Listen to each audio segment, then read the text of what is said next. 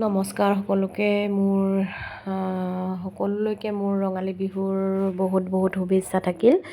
ৰঙালী বিহু যাতে আপোনালোকৰ ভালে ভালে যায়, যাতে গোটেই বছৰটো ৰঙালী ৰঙেৰে আপোনালোকৰ জীৱনটো যাতে ভৰাই তোলে। মই আজি আন এটা ৰেচিপি আপোনালোকৰ মাজলৈ লৈ আহিছোঁ। এইটো ৰেচিপি যদি আপোনালোকৰ ভাল লাগে ঘৰত বনাই খাব পাৰিব। চাহৰ লগত খাওঁ বুলিলেও পাৰিব বা ব্ৰেকফাষ্টৰ লগত খাওঁ বুলিলেও পাৰিব বা ল'ৰা ছোৱালী টিফিনত দিওঁ বুলিলেও পাৰিব। খুব হেল্ডি আৰু টেষ্টি ৰেচিপি হয় আৰু আপোনালোকে এবাৰ বনালে বাৰে বাৰে বনাই থাকিবলৈ মন যাব। আহকচোন কেনেকৈ বনাইছোঁ চাওক। এইফালে মই ইডলিখিনি বনাবৰ কাৰণে চেমিয়া লৈছোঁ অলপমান আৰু তাতে চুজি দি দিছোঁ। চেমিয়াখিনিৰ লগতে আন্দাজতে চুজি দি দিব আপোনালোকে যিমানখিনি খায় আৰু মই হিচাপ কৰি থকা নাই আৰু তাতে মই চেমিয়াখিনি ডুব যোৱাকৈ মানে মিলি যোৱাকৈ দৈ আৰু দৈৰ লগতে পানী অলপমান মিক্স কৰি দিছোঁ আৰু এইখিনি মই আধা ঘণ্টামান ৰেষ্টত থ'ম, কাৰণ বস্তুটো ফুলিব লাগিব, তেতিয়াহে ফুলে। তাৰপাছত মই এইফালে চব্জিখিনিও ৰেডি কৰি ল'ম। ইডলিত দিবলৈ মই পালেং, বিলাহী আৰু পিঁয়াজ কাটি লৈছোঁ আৰু আনফালে এইফালে বাদাম কেইটামানো ভাজি লৈছোঁ চাটনিত দিবৰ কাৰণে। চাটনিখনত মই নৰসিংহ পাত, পদিনা আৰু মচুন্দৰী দিছোঁ, ৰচুন আৰু আদা দিছোঁ, তাৰপাছত আৰু পিঁয়াজ দিছোঁ। এইফালে পতিলাটো গৰম কৰি লৈছোঁ ইডলি বনাবৰ কাৰণে। তাৰপাছত বাদামখিনি ভাজি হৈ গ'ল, এতিয়া মই চব্জিখিনি ভাজি লওঁ। চব্জিত মই পালেং, বিলাহী আৰু পিঁয়াজ দিছোঁ, সেইখিনি মানে জোখমতে ভাজি লৈছোঁ অলপমান। তাতে বাদাম দুটামানো দি দিছোঁ বাৰু। নিমখ হালধি দি পানি ভালদৰে মানে অকণমান ভাজি লৈছোঁ, তেতিয়া মানে কেঁচা হেৰিটো ভাৱটো নাথাকে আৰু নিসিজাৰ ভয়টো নাথাকে। এনেদৰে অলপমান সিজাই দিলে মানে পটককৈ সিজি যায় ইডলিখিনি। এনেদৰে মই গোটেইখিনি দিছোঁ। পালেং সাধাৰণতে ল'ৰা ছোৱালীয়ে নাখায়, কিন্তু এনেদৰে ইডলিত মিক্স কৰি দিলে সিহঁতে গমেই নাপায় খাইছোঁ নে নাই খোৱা, কি খাইছোঁ কি নাই খোৱা। এয়া মই ভালধৰণে ভাজি লৈছোঁ। ইয়াতে নিমখ আৰু হালধিও দি দিছোঁ অলপমান।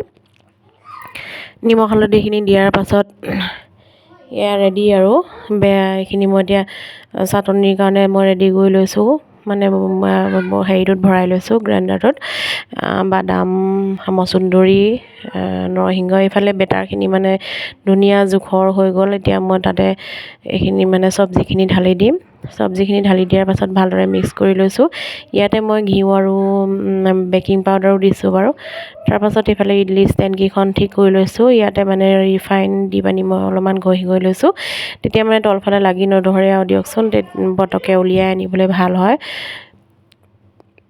এনেদৰে সানি লৈছোঁ। তাৰপাছত এচামুচকৈ মই ইডলিখিনি দি গৈছোঁ। ইডলি দিয়াৰ পাছত আৰু ৰেডি বুলিয়ে ক'ব পাৰি। এইফালে পতিলাত পানী গৰমো হৈ আছে। ৰাতিপুৱা সময়ছোৱা খুব লৰালৰি হয়। এইফালে মোৰ ল'ৰা উলিয়াই পঠিয়াব লাগে আৰু আনফালে এইফালে মই টিফিন বনাই আছোঁ আৰু ভিডিঅ' কৰি আছোঁ বাৰু। এনেদৰে আৰু ৰাতিপুৱা সময়ছোৱা খুব লৰালৰিকৈ মানে পাৰ কৰিবলগীয়া হয়। সকলোৰে বাৰু তেনেকুৱাই হয়, অকল মোৰে যে এনেকুৱা হয় তেনেকুৱা নহয়, সকলোৰে হয়। কিন্তু মই ইমান লৰালৰিৰ মাজতো মই ভিডিঅ'টো কৰি থওঁ আপোনালোকক দেখাবৰ কাৰণে। এয়া ৰেডি আৰু এইফালে পতিলাটো মই ঢাকনখনত এইটো পাতি দিলোঁ। এইটো আপোনালোকে খুব বেছি 10 মিনিটমান দিলেও বাৰু ধুনীয়াকৈ সিজি যায়। মই বেছি সময় নিদিলোঁ, সেইকাৰণে ভালকৈ নিসিজিলে, আকৌ বনাবলগীয়া হ'ল। খুব বেছি 7 মিনিট বা 8 মিনিটমান দিব লাগে আৰু মই 7 মিনিট 8 মিনিট মানে নিদিলোঁ, 5 মিনিটমান দিয়ে মানে মই উলিয়াই দিছিলোঁ। সেইকাৰণে অলপমান কেঁচা হৈ থাকিলে কাৰণে মই আকৌ মানে পাতি দিবলগীয়া হ'ল। এয়া চাটনিখিনি মই ভৰাই লৈছোঁ টিফিনত ধুনীয়াকৈ। তাৰপিছত এইফালে ইডলি ৰেডি হৈ গ'ল, এডাল ষ্টেণ্ড ৰেডি হৈ গ'ল। বাকীকেইডাল অকণমান সিজিবলৈ থাকিলে কাৰণে অকণ বঢ়াই দিলোঁ। এয়া চাওকচোন কিমান ধুনীয়াকৈ ফুলিছে আৰু কিমান ধুনীয়াকৈ ওলাই আহিছে চফা হৈ। তেল দিয়াৰ কাৰণে তেলটো নিদিলে মানে লাগি ধৰে। এনেদৰে আপোনালোকে ঘৰত বনাই খাবচোন, খুব টেষ্টি হয় খাবলৈ, হেল্ডিও হয়। সেয়া দেখিছেনে, চাটনিৰ লগত বা চাহৰ লগত যিহৰ লগতে নাখাওঁ কিয়। দেখিছেনে কিমান ধুনীয়াকৈ ফুলি আহিছে। পেটো ভৰাই দিয়কচোন, ধুনীয়াকৈ পেটটোও ভৰি থাকে আৰু খাবলৈও খুব টেষ্টি হয়। আৰু ল'ৰা ছোৱালীয়ে গমেই নাপাব যে ইয়াৰ মাজত আপোনালোকে শাক পাচলি ভৰাই দিছে। মই এনেকুৱাবোৰ বুদ্ধি লগাই মানে মোৰ ল'ৰা ছোৱালীকেইটাক মই শাক পাচলি খুৱাই থাকোঁ। আজিলৈ আহোঁতেই, ধন্যবাদ।